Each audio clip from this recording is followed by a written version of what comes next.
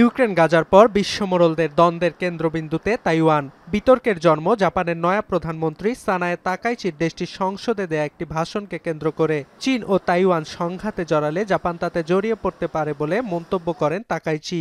এরপর থেকে অবনতির মুখে জাপান চীন সম্পর্ক।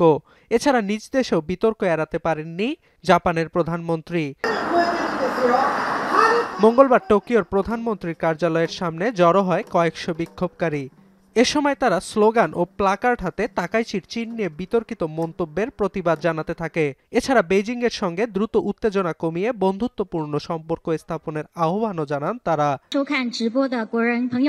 এদিকে চলমান সংঘাতের মধ্যে তাইপেইতে আয়োজিত এক অনুষ্ঠানে তাইওয়ানের প্রেসিডেন্ট জানান, যুক্তরাষ্ট্রের সঙ্গে তাদের সম্পর্ক পাথরের মতো দৃঢ়। সম্প্রতি চীনের প্রেসিডেন্ট শি জিনপিং এর সঙ্গে ট্রাম্পের ফোনালাপের বিষয়ে তাইওয়ান উদ্বিগ্ন কিনা এমন প্রশ্নের জবাবে একথা জানান তিনি।有一些人在中国的统战攻势下，甚至把坚持民主、拥有自由都视为对中国的挑衅，错以为只要台湾人愿意割舍一些自由，牺牲一些主权，屈辱地接受民主台湾变成中国台湾，就可以换取和平。এদিকে চীনের বাড়তে থাকা হুমকির মুখে আত্মরক্ষার জন্য অতিরিক্ত $40 বিলিয়ন সম্পূরক প্রতিরক্ষা বাজেট প্রণয়ন করবে তাইওয়ান। 2030 সালের মধ্যে তাইওয়ান তাদের প্রতিরক্ষা ব্যয় মোট জিডিপির 5% উন্নীত করার ঘোষণা দিয়েছে।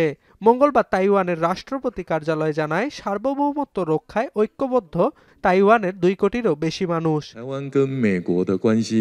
অন্যদিকে তাইওয়ান ইস্যুতে কোনো বিদেশি হস্তক্ষেপ চীন বরদাস্ত করবে না বলে সাফ জানিয়ে দিয়েছে বেইজিং।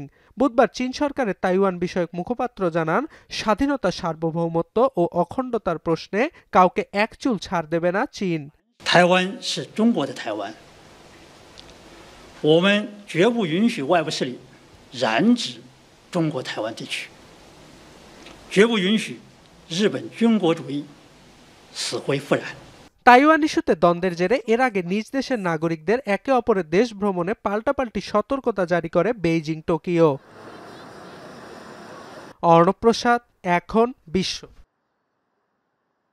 4 গুণ শক্তিশালী এনজাইম ও অধিক ফেনা সমৃদ্ধ অরিক সিলভার ওয়াশ মাত্র 70 টাকায়।